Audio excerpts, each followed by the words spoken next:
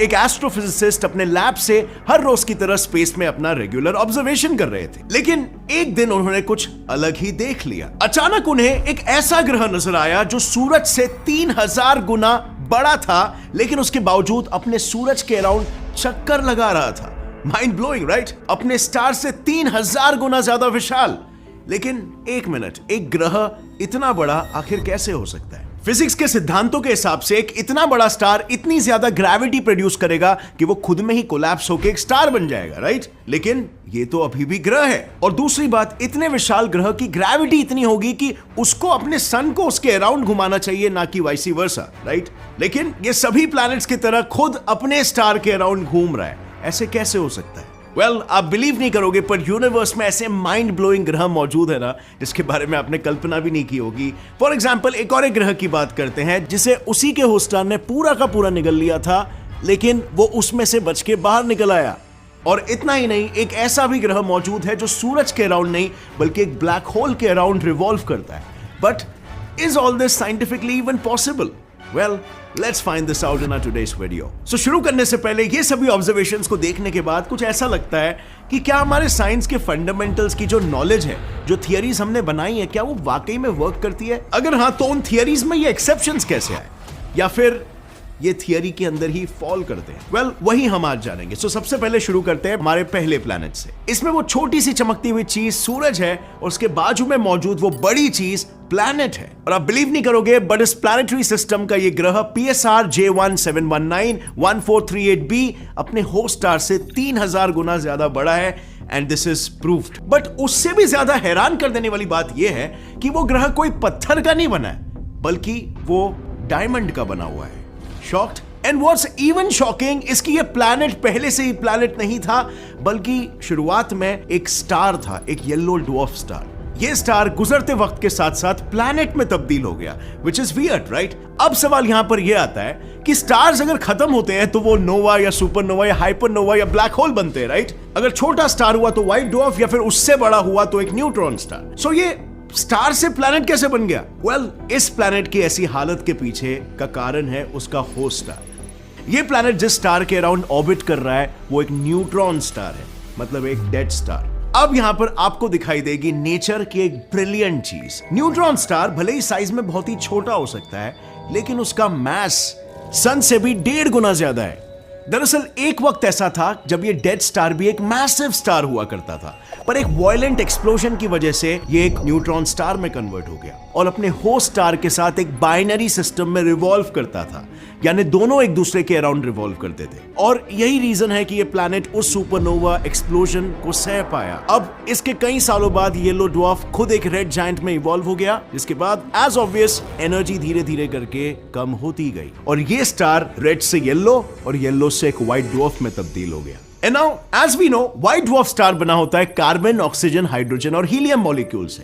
पर क्योंकि इसके होस्ट स्टार का मास फटने के बाद भी इससे ज्यादा था, इसीलिए इस न्यूट्रॉन स्टार की ग्रेविटेशनल पुल ने हमारे न्यूली फॉर्म्ड व्हाइट ड्वार्फ के अपर लेयर्स को इससे दूर उड़ा दिया और इसके बाद होस्ट स्टार से आते हुए स्ट्रॉन्ग रेडिएशंस ने so called newly formed star को इतना हीट किया कि उसमें मौजूद कार्बन क्रिस्टलाइन यानी डायमंड बन गया। एंड हेंस ये पूरा प्लैनेट एक डायमंड प्लैनेट है और उस प्लैनेट का साइज जुपिटर से भी 40% ज्यादा बड़ा है। And there you go, this is exactly why PSR J17191438b अपने होस्ट न्यूट्रॉन स्टार से सिर्फ दिखने में बड़ा लगता है, एक्चुअली में उसका मास और डेंसिटी उसके होस्ट स्टार से कम ही है। सो फिजिक्स के लॉज यहां पर पूरी तरीके से कंजर्व्ड है। You don't need to worry, आपको अपनी साइंस की अंडरस्टैंडिंग पर भरोसा होना चाहिए। अब आप कहोगे कि क्या ये सब जानना जरूरी भी है? And I would say yes, क्योंकि हमारे पास्ट में हुए इवेंट्स के बल पर हम फ्यूचर में होने वाले इवेंट्स को प्रेडिक्ट कर सकते हैं और नेसेसरी स्टेप्स ले सकते हैं। ऑल्दो इतनी जानकारी साइंटिस्टों के अलावा काफी कम लोग में है, because we are busy in our own schedule,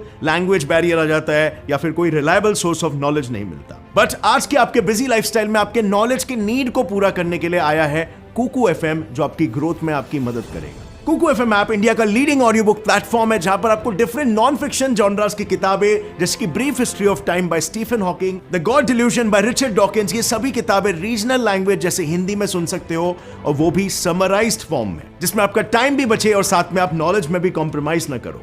इसके अलावा आपको अन्य जॉनरास की किताबें जैसे कि self improvement, science fiction, literature, history, biography, finance, career, business, leadership, motivation सब मिलेगा, और ये सभी एक समराइज्ड फॉर्मेट में, वो भी रीजनल लैंग्वेजेस में। यानी अब आप जब चाहो, जहां चाहो, जो चाहो वो आराम से सुन सकते हो without wasting much time and in the language of your choice. इस ऐप का ईयरली सब्सक्रिप्शन वैसे तो सिर्फ 399 रुपीज है। मेरे वीडियो के नीचे डिस्क्रिप्शन लिंक पर क्लिक करोगे और कूपन कोड GS200 यूज करोगे तो इस ऐप को डाउनलोड करने पर आपको सीधा 200 रुपीज ऑफ मिलेगा, मतलब 399 का ईयरली सब्सक्रिप्शन 199 रुपीज में। तो जल्दी करो, click on the link in the description below and register with Kuku FM and start compounding your knowledge. And now let's jump back to the topic.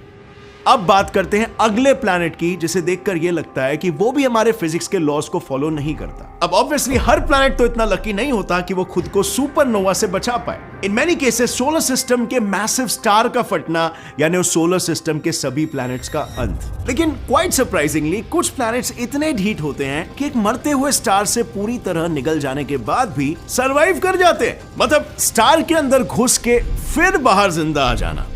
इस ब्रह्मांड में एक ऐसा प्लैनेट है केपलर 70b, जिसका सरफेस टेम्परेचर 7389 डिग्री सेल्सियस है, यानी हमारे सन के सरफेस टेम्परेचर से भी 1.5 गुना ज्यादा। इतना ज्यादा कि लोहा तक उसमें चुटकियों में पिघल जाएगा। लेकिन इसके इतने गर्म सरफेस के पीछे का रीजन क्या है पता है? यही रीजन है कि वो अपने होस्ट स्टार के अंदर जाकर जिंदा बाहर आया है। दरअसल इसका होस्ट स्टार जब रेड जायंट में तब्दील हो रहा था, तब उस स्टार के ग्रेविटेशनल पुल ने केपलर 70b प्लैनेट को अपने रेडिएशंस के लेयर्स के अंदर पुल कर दिया था, जिसके वजह से इस प्लैनेट के सभी लेयर्स डिस्ट्रॉय हो गए और बचा तो सिर्फ एक आयरन कोर। बट फिर इस केस में भी कुछ मैजिकल हुआ। जैसे ही वो स्टार मर गया, वैसे ही ये प्लैनेट उसके रेडिएशंस के लेयर से बाहर आ गया और सरवाइव कर गया। बट हाँ, एक डाइंग स्टार के अंदर समय बिताने की वजह से उसके आयरन कोर का सरफेस टेम्परेचर एक एवरेज स्टार से भी कहीं ज्यादा बढ़ गया, और यही रीजन है कि आज इस प्लैनेट का पूरा सरफेस मोल्टन आयरन का बना हुआ है। पर ऑन अ सेकंड थॉट बस सोचो कि एक स्टार के अराउंड रिवॉल्व करने में ही इस प्लैनेट की हालत पतली हो गई। अब जरा इमेजिन करो, अगर एक प्लैनेट 3 स्टार्स के अराउंड रिवॉल्व करता है तो उसका क्या हाल होगा?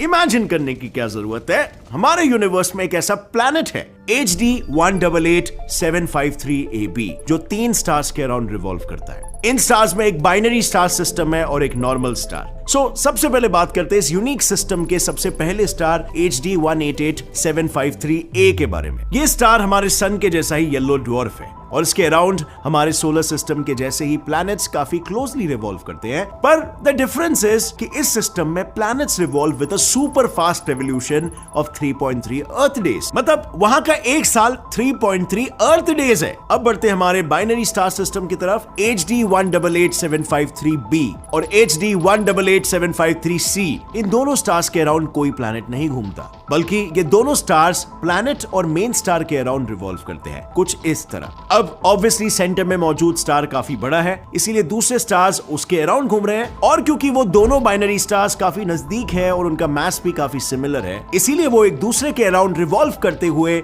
मेन स्टार के अराउंड भी रिवॉल्व करते हैं। And this just makes this solar system look so beautiful, right? एक स्टार के अराउंड एक प्लैनेट और 2 ऐसे स्टार्स रिवॉल्व कर रहे हैं जो आपस में भी एक दूसरे के अराउंड रिवॉल्व कर रहे हैं। अब जरा इसे देखो। आई नो आपको ये किसी मूवी का सीन लग रहा होगा, क्योंकि आखिर कैसे कोई प्लैनेट ब्लैक होल के अराउंड रिवॉल्व कर सकता है, लेकिन ऐसे सिस्टम्स भी हमारे वैज्ञानिकों ने खोज निकाले हैं। National astronomical observation of Japan के साइंटिस्ट केइची वाडा के अनुसार यूनिवर्स में ऐसे प्लैनेट्स भी एग्जिस्ट करते हैं जो सुपर मैसिव ब्लैक होल्स के अराउंड रिवॉल्व कर रहे हैं। दरअसल केइची वाडा और उनकी टीम जब ब्लैक होल्स पर रिसर्च कर रही थी, तब उन्हें एक सुपर मैसिव ब्लैक होल के अराउंड भारी मात्रा में धूल, रॉक्स और गैसेस मिले, जिससे उन्होंने ये कंक्लूड किया कि उन रॉक्स और गैसेस के अंदर 1 या 2 नहीं बल्कि 10,000 एक्सोप्लैनेट्स होने के चांसेस है, जिन्हें हम देख नहीं पा रहे हैं। और शायद पॉसिबिलिटी है कि उन 10,000 प्लैनेट्स के झुंड में एक ऐसा भी प्लैनेट हो जिस पर लाइफ इवॉल्व हो सकती है। अब आपने इंटरस्टेलर मूवी देखी होगी, तो उसमें कैसे ब्लैक होल के करीब बड़े प्लैनेट पर अगर कोई जाता है तो उसके लिए टाइम कितना स्लो हो जाता है। तो ऐसा कोई प्लैनेट अगर हमें मिल जाए तो क्या उसे time travel for the future के लिए यूज किया जा सकता है? Now let's wait a little over here. Black hole के अराउंड एक हैबिटेबल प्लैनेट का होना पॉसिबल भी हो सकता है। आई नो सुनने में ये सवाल काफी बेसलेस लग रहा होगा,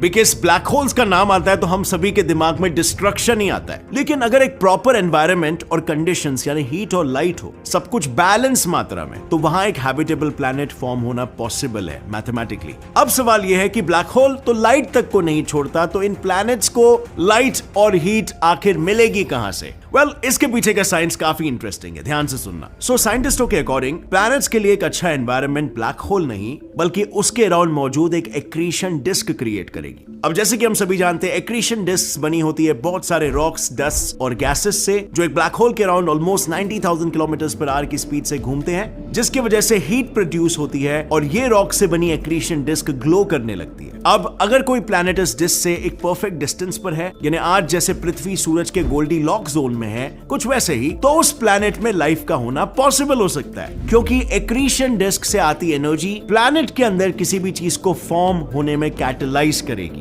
पर चलो, ये तो हुआ एक तरीका, लेकिन ऐसा एक और तरीका है जिसकी मदद से ब्लैक होल के अराउंड रिवॉल्व हो रहे प्लैनेट्स को हीट प्रोवाइड किया जा सकता है, और वो तरीका है CMBR यानी cosmic microwave background radiation. Big bang से निकली हुई सबसे पहली लाइट जिसे नॉर्मल टेलीस्कोप भी डिटेक्ट नहीं कर सकता। बट अब सवाल यह आता है कि फिर उस लाइट से हीट कैसे मिलेगी? Again, like I said, normal logic को थोड़ी देर के लिए साइड में रखते हैं। नाउ सिलेसियन यूनिवर्सिटी के डॉक्टर पेवेल बकाला के अनुसार CMBR को as a heat source use किया जा सकता है with the help of gravitational lensing. जैसे आइंस्टाइन ने हमें सिखाया था कि ब्लैक होल का एक्सट्रीम मास स्पेस टाइम को बेंड करता है, तो ब्लैक होल्स की भी तो यही प्रॉपर्टी इस केस में एक लेंस की तरह काम कर सकती है। कहने का मतलब यह है कि जैसे हम एक मैग्नीफाइंग ग्लास को यूज करके सन की सारी लाइट को एक ही तरफ पॉइंट करके हीट प्रोड्यूस करते हैं, जो कि एक माचिस की तीली या पेपर को जला सकता है, बिल्कुल उसी तरह ब्लैक होल सारे CMBR को फोकस करके हीट प्रोड्यूस कर सकता है। पर अगेन फ्रेंड्स, ये अब तक सिर्फ एक हाइपोथेसिस है। इस मॉडल पर साइंटिस्टों को अभी तक कोई प्रूफ नहीं मिला है।